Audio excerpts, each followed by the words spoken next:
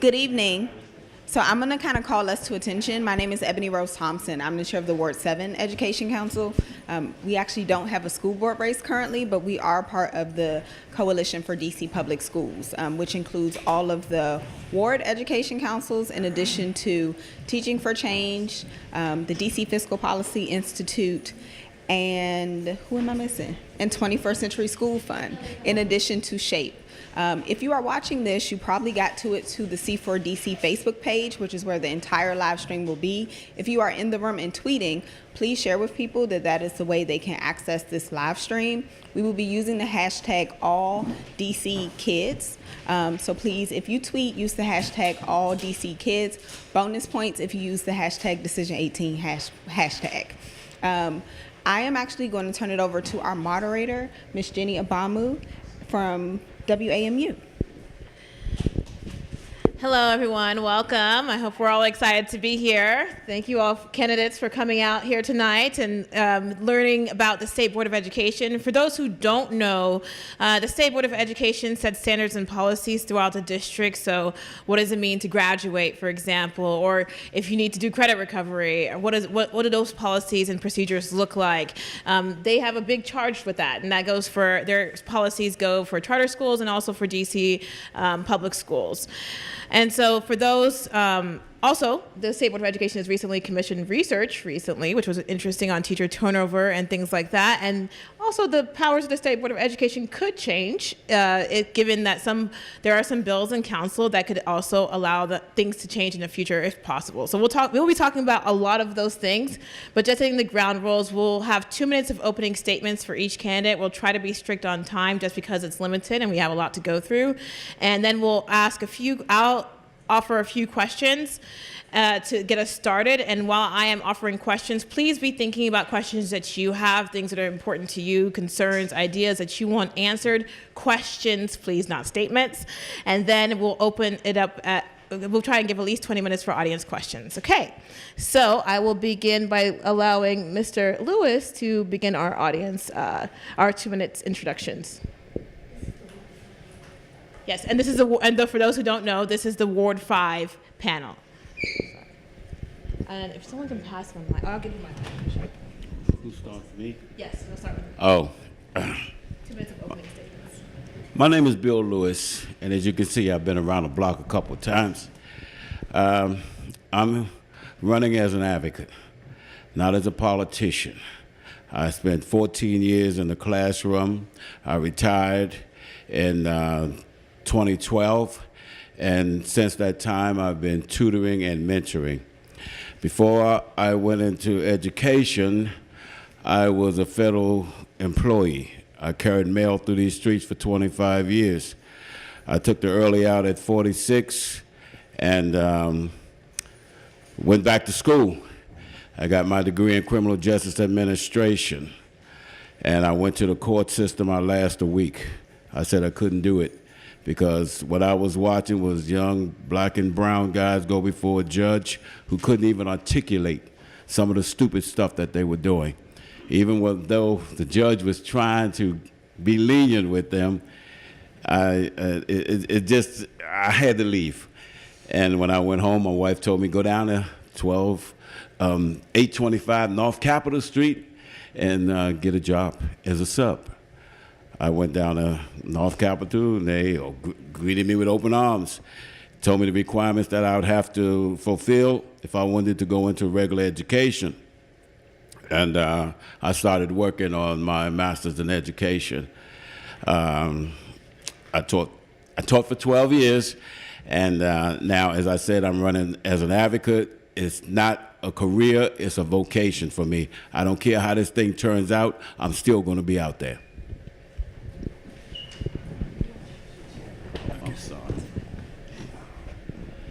Hello. Okay, this was on.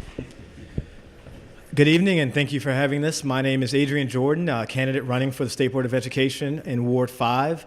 I'm running as someone who I believe has a unique experience in our school system. I graduated K through 12 from DC public schools, but uniquely, I did not go to any school in my neighborhood. But I had a mother who wanted me to have great quality education, and that meant sending me away. So for a lot of my commute, every day for an hour from 7th through 12th grade. I commuted to Tinleytown to go to Aliceville and then to Woodrow Wilson. Fast forward, I was able to go to college and come back, but I started mentoring in a program that helped rear me in Community Club. I also took a job as a policy analyst for the Ward 5 office on the Council of District of Columbia, covering education.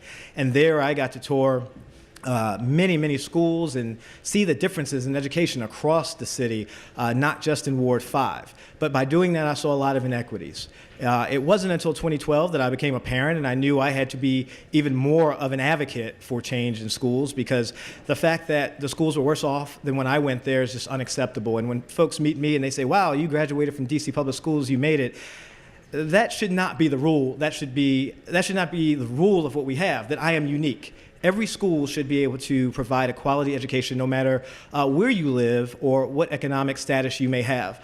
I have decided to learn all about education as a policy analyst, as a parent leader, going to a 2016 Parent Leadership Institute, and out of that came an organization called PAVE, and I was one of the first parent leaders on that. And for the last 5 years, I've served on the board of Two Rivers Public Charter School, advising the leadership on things that actually impact students on a day-to-day basis. So I've seen success, I've seen failures, but I know as an advocate for change, as someone who's a grassroots community organizer, as a former ANC, as a parent, as someone who graduated from these schools, I know I have a unique perspective that I think the board lacks. Thank you.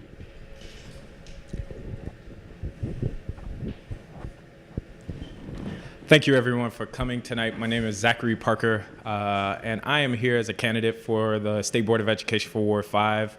I am a former award-winning 7th grade math teacher. I currently coach principals and school administrators at schools across DC, including Ward 5, including Dunbar High School, Brooklyn Middle, Bancroft, DC Prep, Two Rivers, Mundo Verde. In fact, should I be elected, I stand to be the only representative on the board that would work in our schools every single day, which I think is pretty important.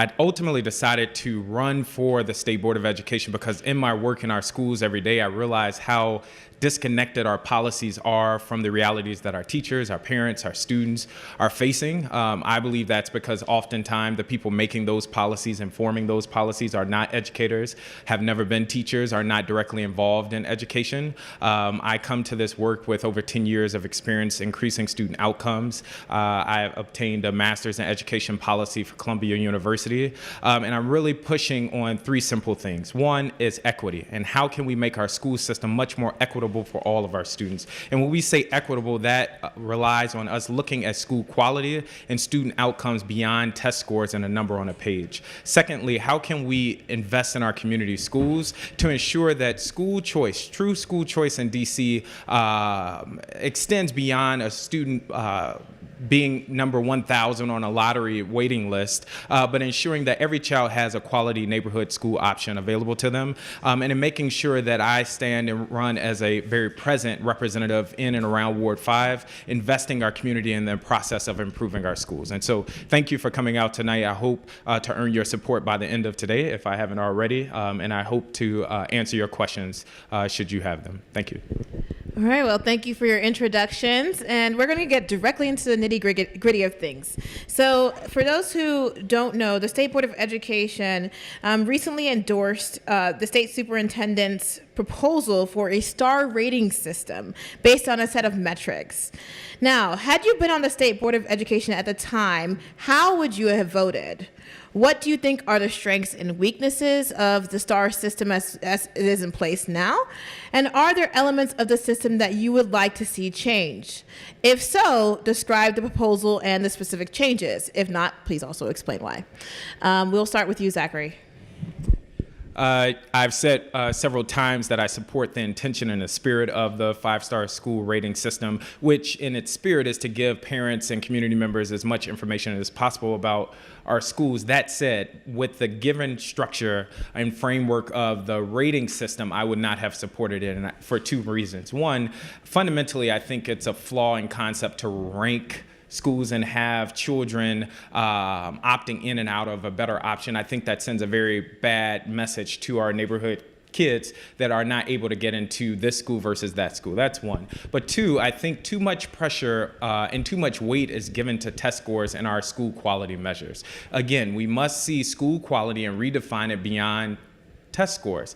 Currently, proficiency roughly is made up of 70% of the 5-star school rating. There is growth metrics in the lower grades, but at high school it is solely proficiency. And so I will not name any of the schools that I work with, but there are several schools that I work with that will always receive 5 stars on that rating system. And that is because the diverse student body that they make up, whether it's because of student income level, whether it's because of the great work that teachers are doing, they are going to receive 5 stars. If you look at those same schools and dissect it for black boys, special needs, low-income students, those students are often year after year lagging behind their more affluent, more supported peers, if you will. And so our 5-star school rating does not take those schools into account. And in other ways, they do not hold our schools accountable for educating all of our students. And so I promote a system where we push for proficiency and growth, because growth is where we hold all of our schools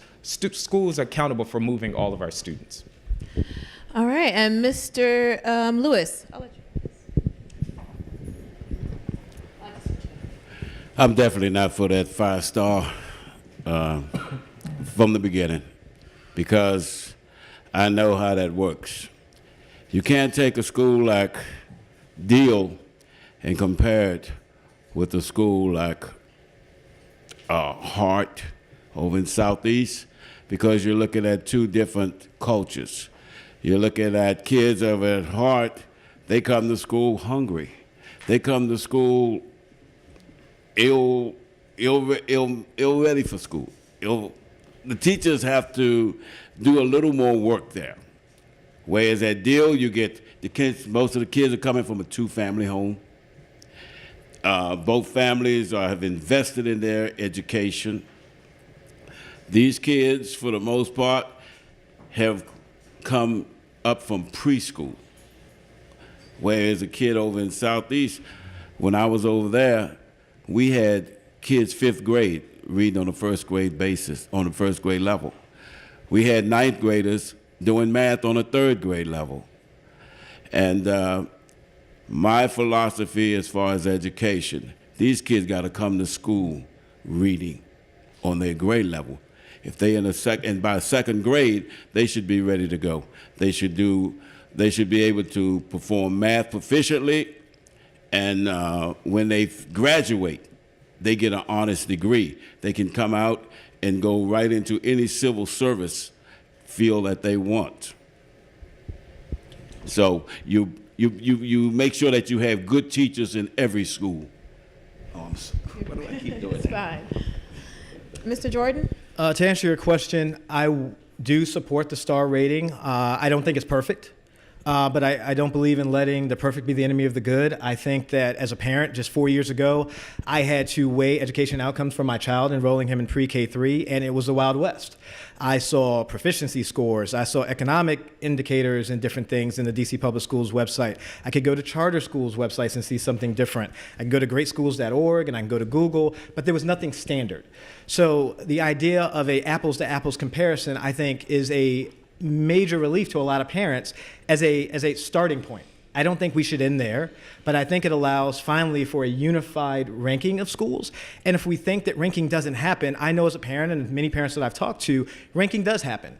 We look at what proficiency scores are. We look at what economic indicators are in the farms population, the free and reduced meals population. We look at the at-risk stuff when we are trying to decide a school. So this just creates an apples to apples and a starting point to where we can go.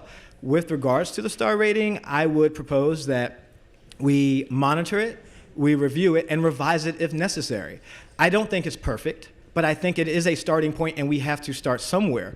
I think the failing of instituting the star metrics is that OSSI didn't follow up and say, this is what a 1-star school is, and here's an improvement plan from 1 to 5. If this is a 5-star school, this is what it is, and this is how we will maintain 5. I think allowing and kicking it to the Public Charter School Board and to DCPS to create these metrics, I think that is a failure upon that, and I would advocate for changes within OSSI to actually say, hey, it's a 1-star, but we want improvement. When I look at schools and when I looked at schools for my child, I kind of can disregard test scores because I'm going to read, I'm going to be involved. But I wanted to know that leadership would be behind, and that's what we need more than a star rating.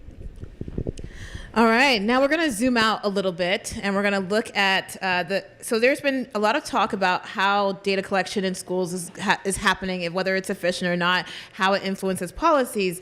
And so right now there's currently a bill moving through the legislature that would create a research entity temporarily housed in the auditor's office, separate from the mayor and leading education agencies.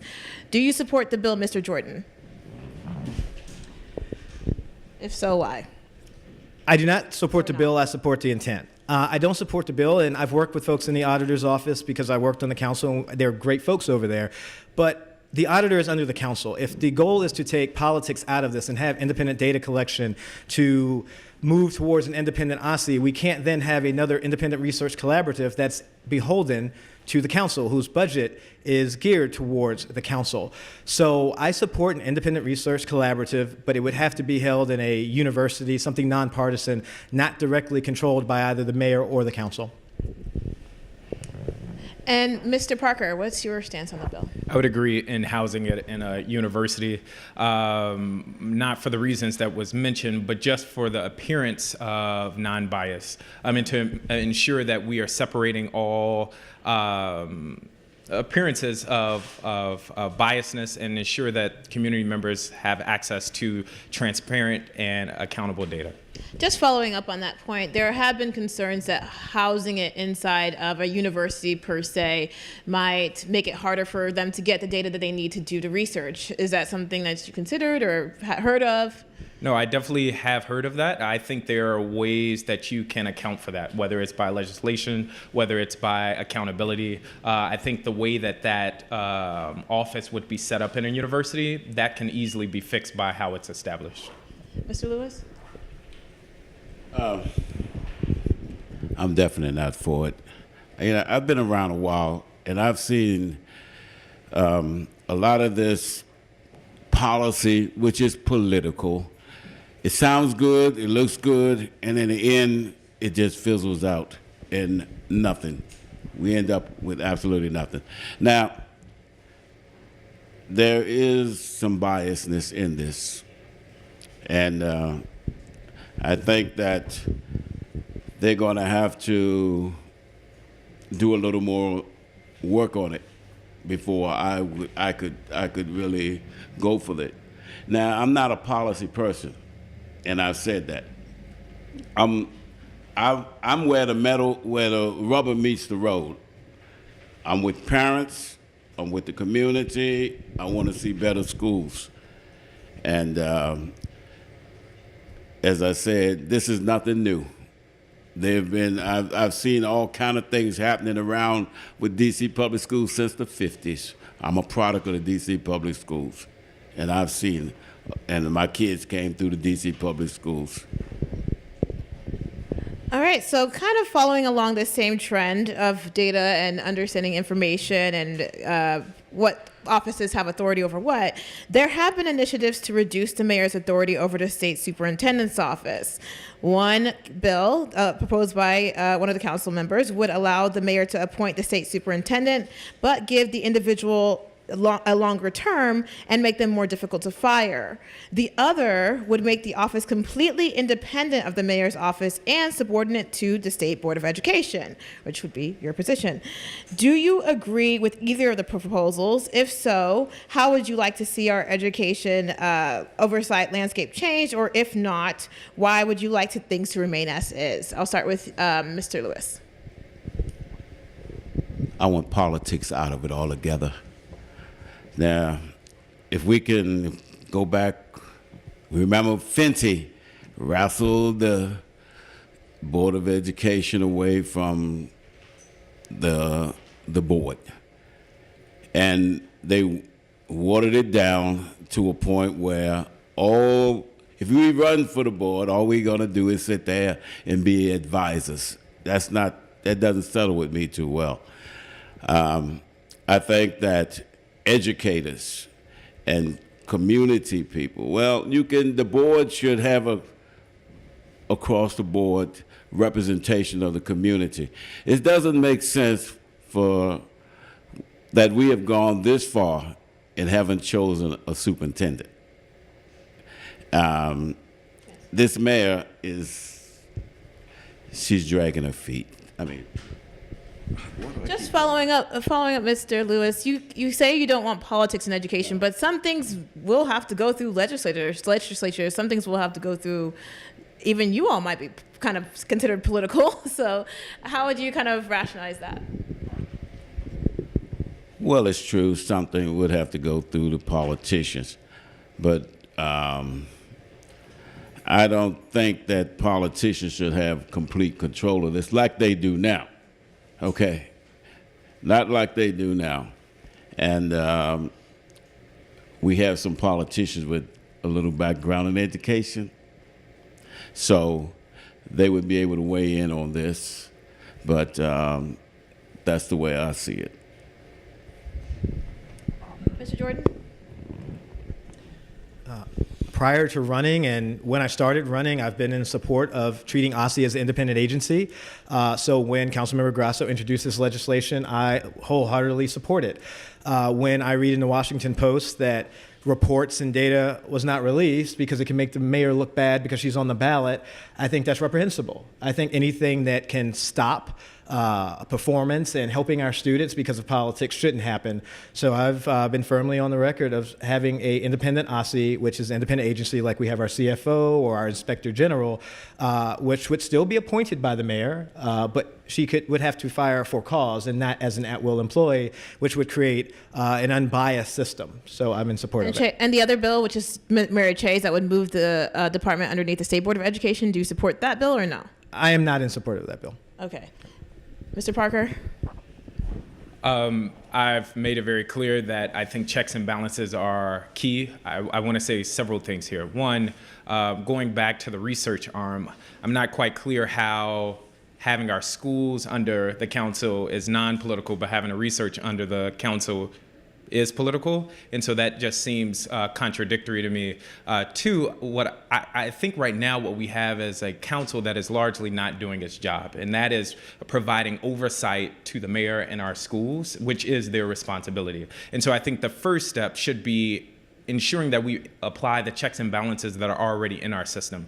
And I've also said several times that it seems odd that the only elected educational body in this city would not have more authority and say so over the policy decisions involving our schools. And so I know that those are many different political bombs at once, but I think wherever you land on that issue, it comes back to this.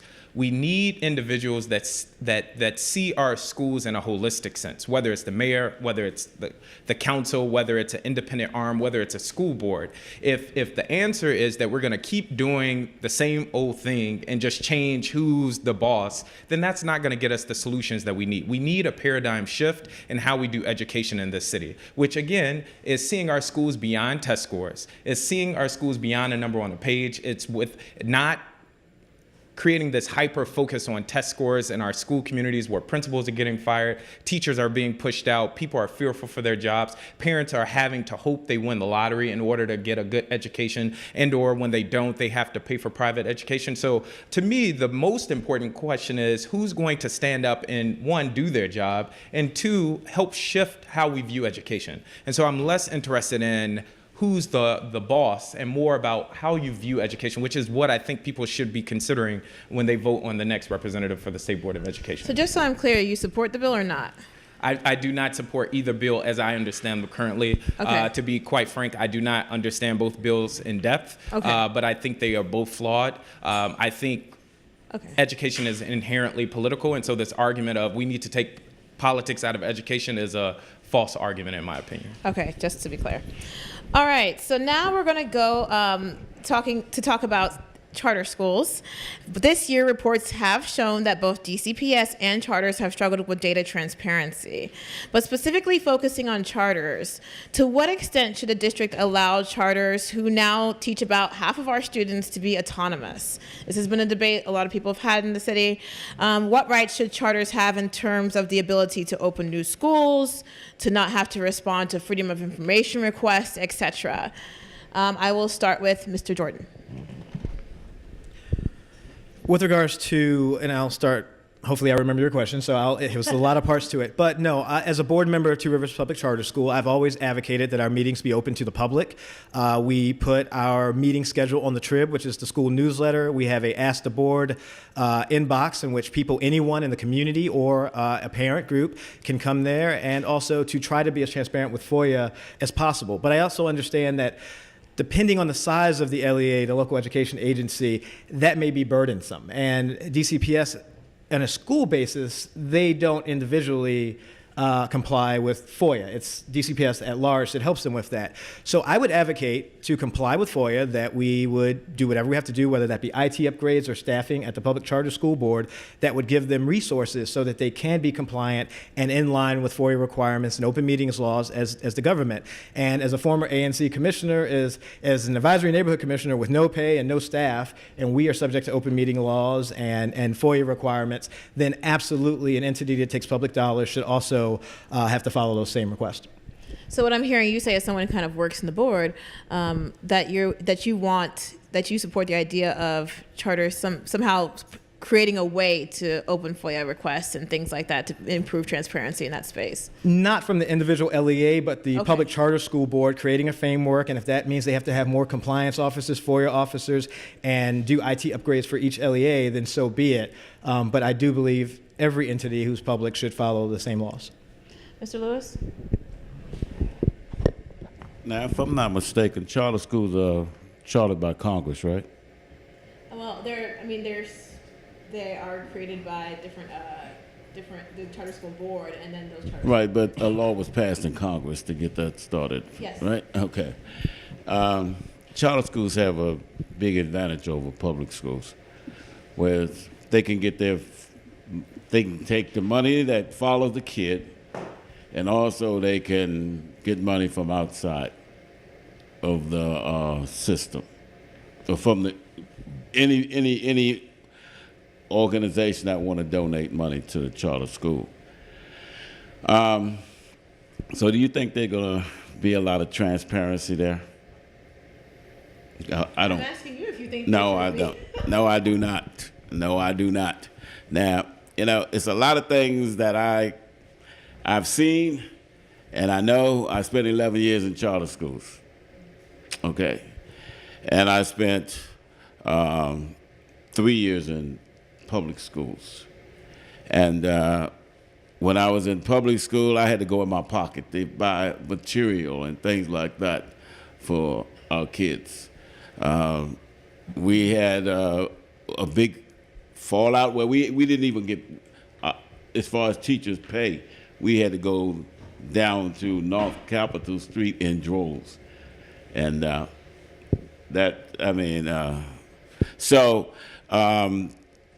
charter schools, there needs, you can talk about transparency all you want to, but it's a lot of politics in this.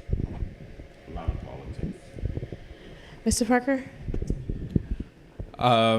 I fully support making sure that every policy that DCPS has to adhere to, our charters have to adhere to. We've created an environment where we've created two systems where charters get a pass on many things that DCPS schools do not, including transparency. I fully support charters being subject to FOIA.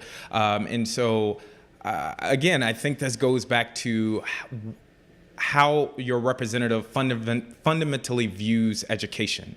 There are some people that fundamentally believe the way to improve our school system is by opening new schools, is by continuously replicating charter schools. I disagree with that. I support charter schools. I think some are doing great work. There are many others that are not. However, I think we've conflated a lot of things in this city, or nationally really, because there's an agenda at play, I think at a national level, where we've conflated charter with better. We've conflated school choice with charter. And for some, anytime you call for greater regulation on our charter schools, you must hate all charters, and that is not the case.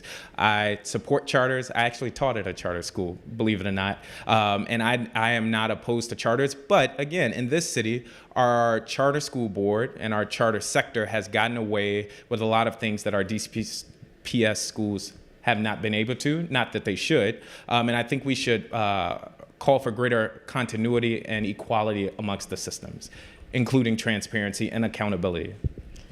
Okay, so what I'm going to do, since we don't have too much time left, start thinking of your questions. I'm going to ask one last question, and just kind of think of what you want to ask about, and be ready to ask your questions as soon as this one is done. So, as a State Board of Education member, I know that some of you all have touched on testing a little bit already. What would you consider reevaluating or using a different system outside of Park? I know that some districts like Maryland and other places are reconsidering what testing strategies they're using. I know some people have expressed dissatisfaction with the amount of testing that we're doing, and the State Board of Education actually does have a say over some of these issues. So considering what is important to you to get out of a test, first of all, and then have you looked at systems outside of Park? If not, and if yes or no, and what and why? Mr. Jordan, I'll let you start. So, in a nutshell, I think you're asking, should we ditch Park, or do I think we should ditch Park and move to something else, as well as what does it... What do you want out of a test, since we are such a test-driven system? Yeah, so with regards to that, I believe more in continuity of the integrity of our testing. As someone who graduated from DC, I was taking the SAT-9, then we moved to DC CAS, and then we moved to Park. One of the things that happened from 2012 to 2017, there were metrics that said we were going to have multi-level growth in test scores. But when we switched to Park, what happened to that 5-year performance plan under then Chancellor Kaya Henderson? It went out the window, and someone said it earlier, the council, which has oversight for education and performance, said nothing. I testified years ago and said, hey, they're not on track for attendance, they're not on track for proficiency in these things, and we have a 5-year goal to hold them accountable for. And then when we had our new Chancellor Wilson, it was almost a carbon copy of the exact same thing. So I wouldn't ditch it in a 5-year period. I think we should always be reevaluating what we utilize to track proficiency and potentially growth from year to year. I think we should lean probably further away from proficiency and more to growth, but to do that, you have to have some continuity in testing. I don't believe in teaching the test and becoming so driven that, all you're learning is how to take a test. And then I think a lot of our kids, there was an article at Wilson, they said, screw the test, and we're going to focus on AP because that's what's going to get us into college. So we need to really focus on what actually makes people college ready. Testing is a component, but it's a small component, and I think we've become too test-driven as a city. Mr. Lewis?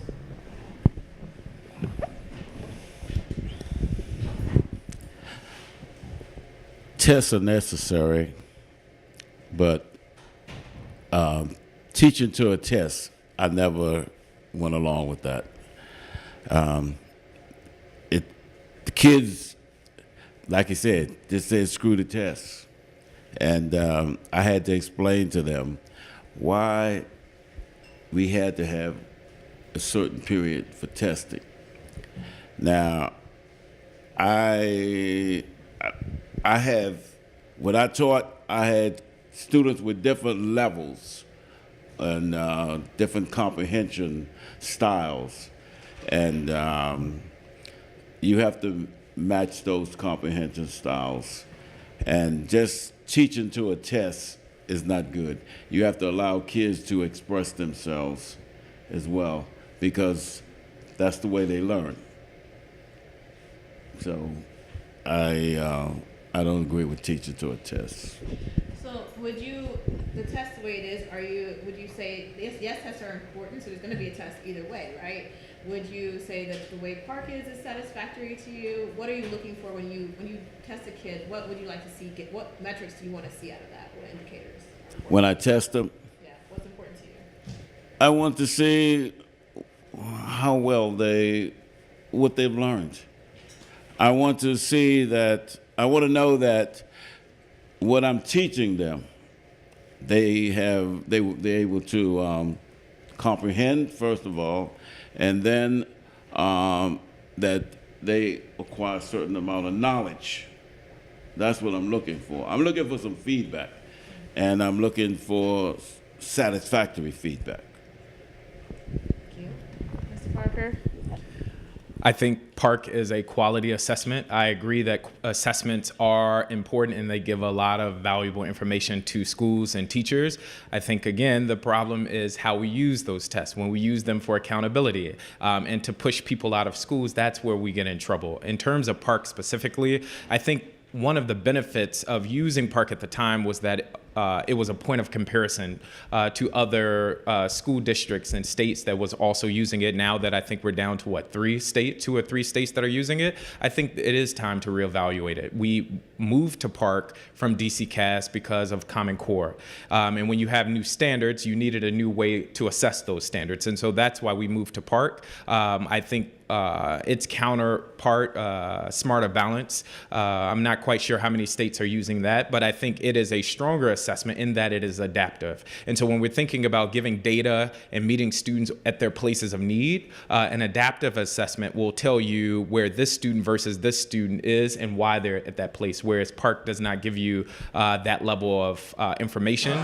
And I would just end with this. We have such a hyper-focused climate on testing in our schools, and I work in our schools every day. The conversation, you would be shocked that many of our school leaders know the high-level trends because they're being bombarded and pressured about them, but they don't know the specifics of Park. They themselves have not seen the data. They have not been given access to what it means and what differences does it make. And so all that to say that we're creating this environment where people are being held accountable to a system that none of us really know what it means and what its true purpose and intention is, which is to improve practice in the classroom. And so I think anything that gets back to that is better, but I think Smarter Balance might be a better option versus Park, given the low numbers of states using it, as well as the adaptive feature in the assessment. All right, so if anyone has a question, please step up to the mic. I encourage you to ask any questions that you may be interested in. Please introduce yourself, let us know who you are, and then ask your question. I'll give you a few seconds. And if you're going to direct it to a specific candidate, also please do that as well. Anyway. Wow. I have a question, but I don't know if that. You want to step to the mic? No, come to the mic, please. Because we're recording. Yes, right here. And please introduce yourself so people know who's talking.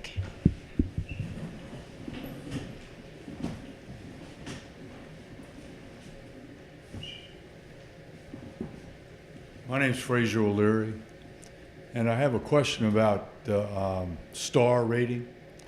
They didn't give it a new letter grade. They changed it to stars. What happens to a school that gets a 2 or a 1 in December and has to think about how many students they'll have in August? Would you like everyone to answer that, or would you like to direct it to one? Okay.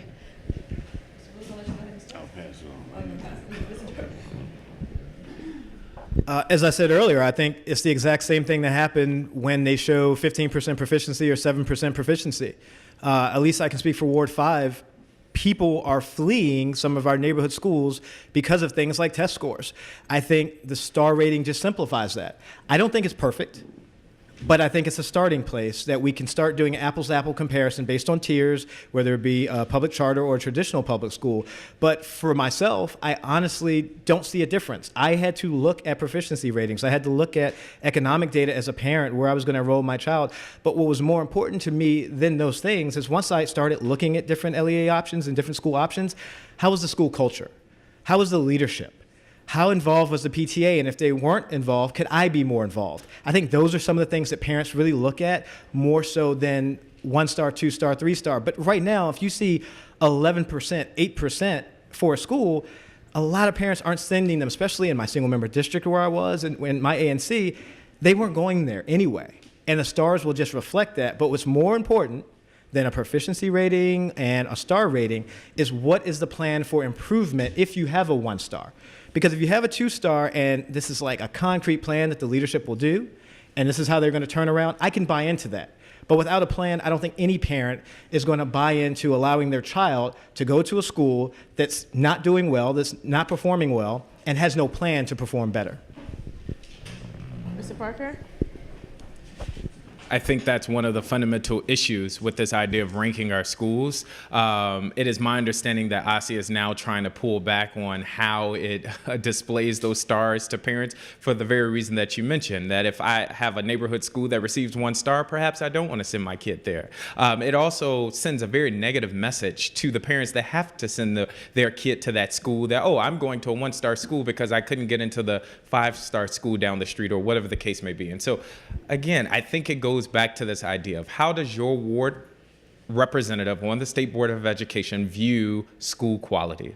If you view school quality as an apples to apples comparison, and that a number on a test score and a number on a page signifies everything that is quality about that school, you're going to get that type of comparison. I think we need to look at schools in a holistic sense beyond test scores. Not to say test scores are not valuable, but again, we've created a space where nearly 70% of our school measure quality measure is defined of test scores. And so I think the fundamental problem is how school quality is defined. But I agree with you. Part of the problem is that the consequences to families, often low income, often those that are forced to send their kids to neighborhood schools, are going to be forced to send their kids to that school that gets a 1. And I'll say this as well. There are some schools that will have 5 stars and that may have 60% proficiency and whatever the case may be. But again, I know a lot of black families that may be sending their kids to certain schools that have high proficiency scores. When you look at the data, many black families are still finding that their students are performing as if they attended a 1-star, 2-star school. And so again, it sends a false positive to say that just because of an average proficiency, this school is quality, whereas a neighborhood school that may have high at-risk populations and therefore their proficiency scores are low, but no one's accounting for the fact that they've had tremendous growth every year, that is a bad school. I think we need to change how we view our school quality measures.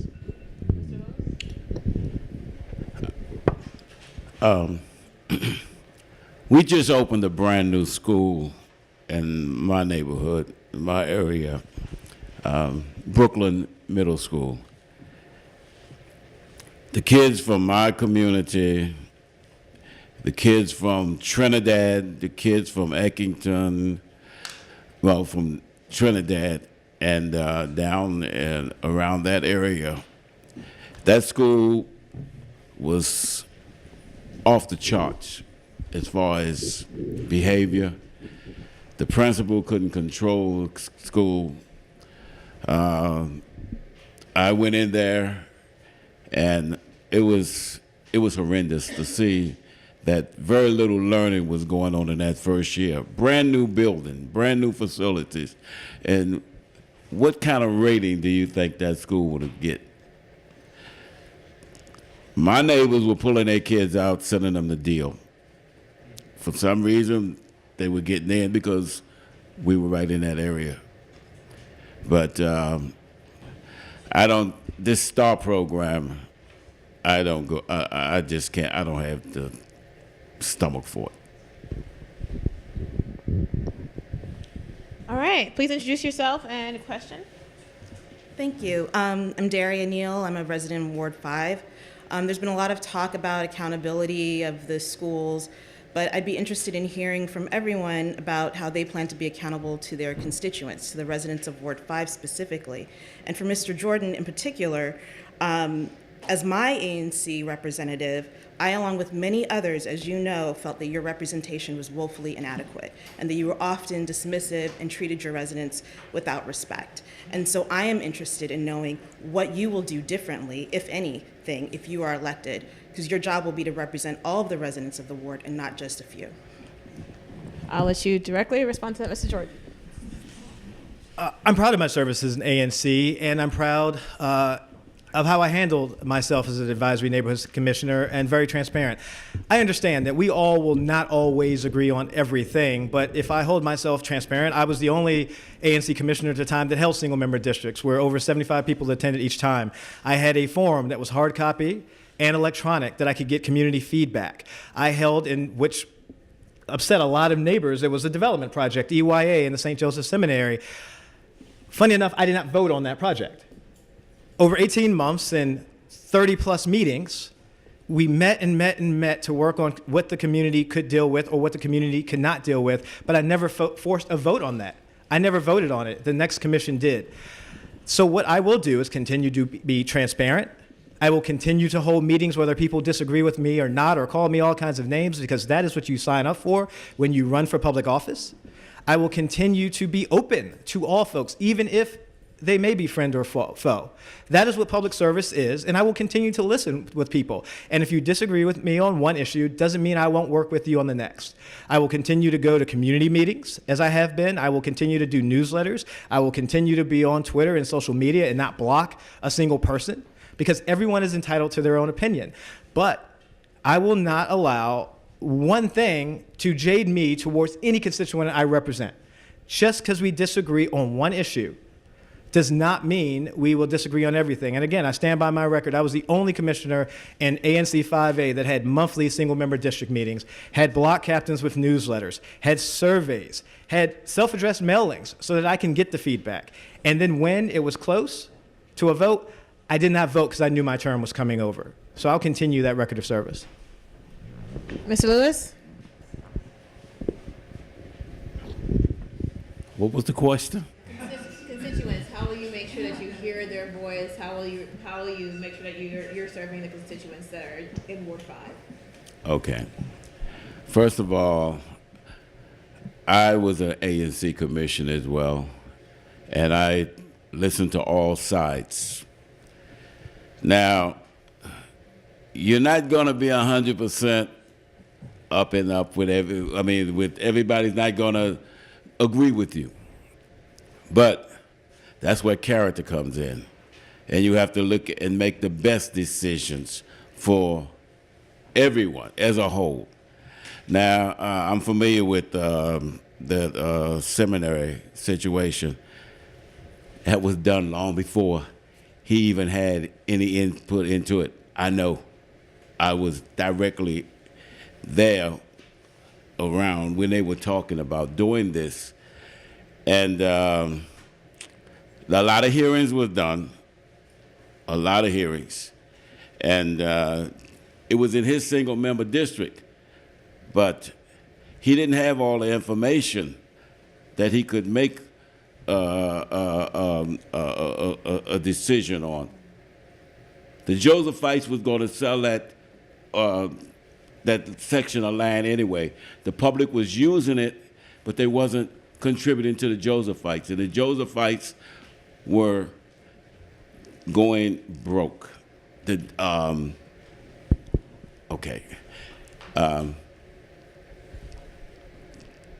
That's it.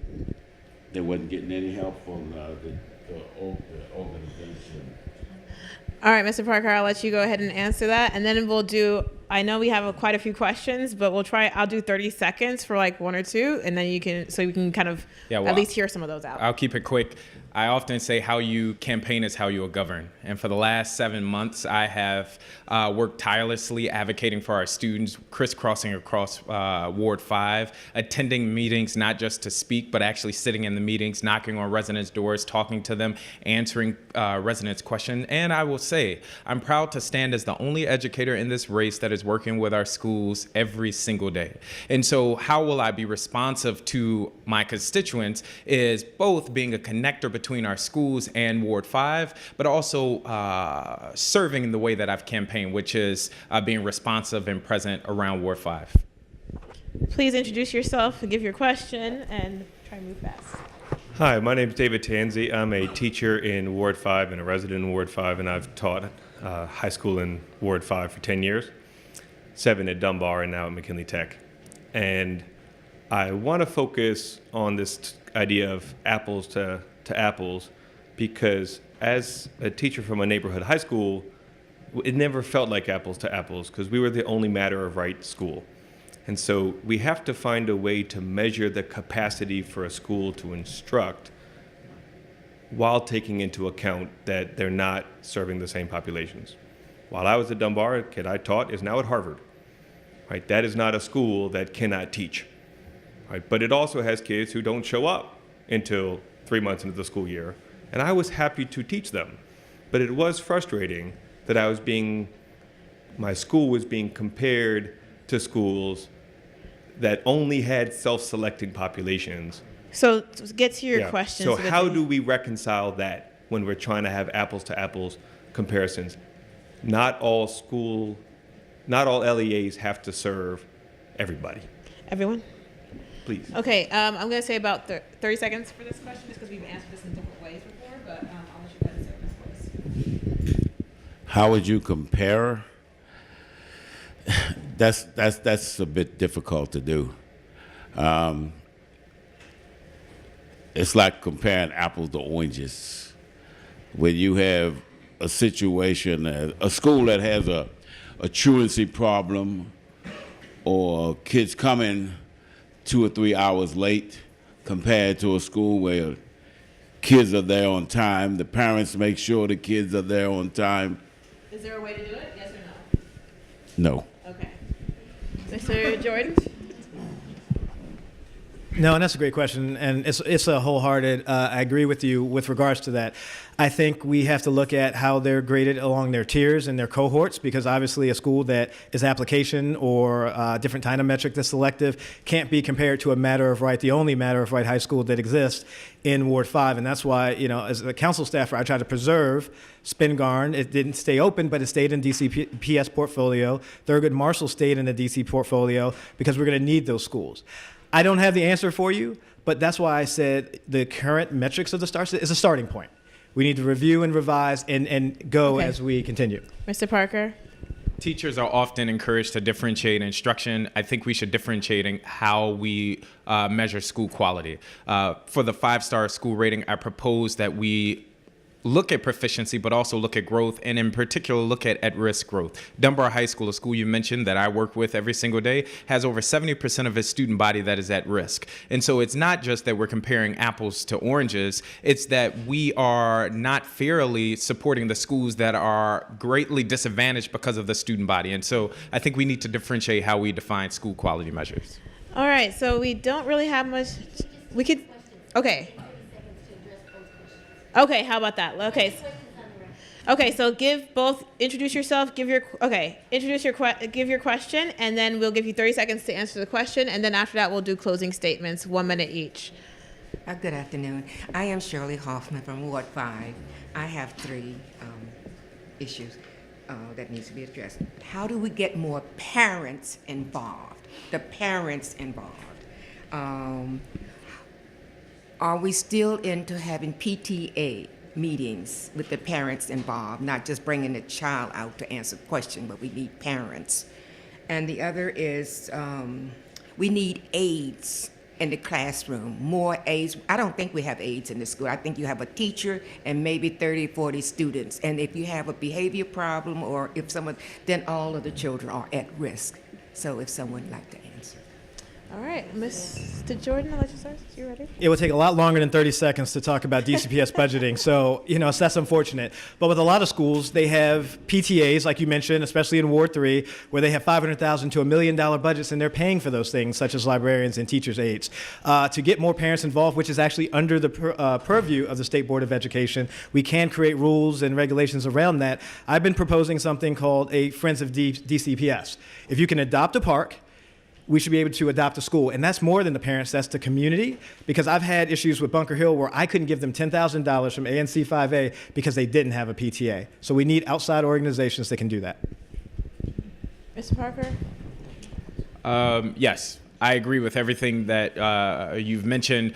In my campaign, I've had a parent advising council. I think parents are critical to our school success. Our LSAT structures with our DCPS schools, many of them are not up and running. Many of our schools don't have parent-teacher councils that are up and running. Our Ward 5 Ed Council is not up and running. And so I think you need a representative on the State Board of Education is someone that can inspire parents and community members to get involved in education. It's not that one person is going to solve every problem, but again, you need a leader on the board that's going to be present and inspire people to get involved. Getting parents involved, that's a hard one. I spend more time at kitchen tables talking to parents who wouldn't even come into the schools. It has a lot to do with, I guess you would say, I hate to say education standards to the parent, but I dealt with a lot of low-income parents, and I couldn't get them. I had to go to them. So you had to go to them. Okay, well, thank you all for your answers to these tough questions from the audience. I'm going to give you 1 minute each to do closing statements. And so is there anybody who wants to start? I'll let you choose this one this time.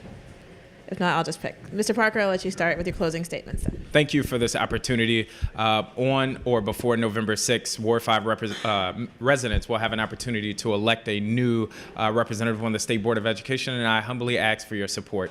Again, I stand as the only award-winning teacher in my race, the only representative or a candidate, rather, that is working in our schools every single day with the backing of our teachers, our parents, our community members. I have outworked, and served as that inspiring force and voice in our Ward 5 communities. And I look forward to, should I be elected, serving my community and helping to improve our schools. The tagline for my campaign has been Invest in 5, because we believe that every deliberate action that our community takes is a deliberate and direct investment in our children's future. And so that is the way that we're going to move forward. I'm not asking for your vote simply because of what I can do, but what we can do together. So thank you, and I hope to earn your vote on or before November 6th. All right. Mr. Jordan, I'll let you go ahead and vote. Yes, I want to thank you all for having this, and I'm going to ask for your support. I'm going to ask for your support for what I've done prior to running. Serving as a tutor and mentor at Community Club, the oldest mentoring club in the city. Serving on a board of a charter school, Two Rivers Public Charter School, for 5 years, 3 as a parent leader, serving as a parent leader organizer with PAVE, and going across the country, learning what we can to engage parents, like we talked about, with that organization. Additionally, I think I am the only one on this panel who's actually written legislation and reviewed policy on the council, as my job as a policy analyst for the council, creating these legislations that we will have to live with, not only in the council, but also advising policies on Two Rivers, which has the longest waiting list in the city. I've been doing this for a lot longer than I've been running, and I'm going to continue doing this win, lose, or draw, because it can't be, oh, wow, Adrian, you made it going through public schools. That should be something for every child, because every child deserves a quality education, and it should be starting with their matter of right quality public school.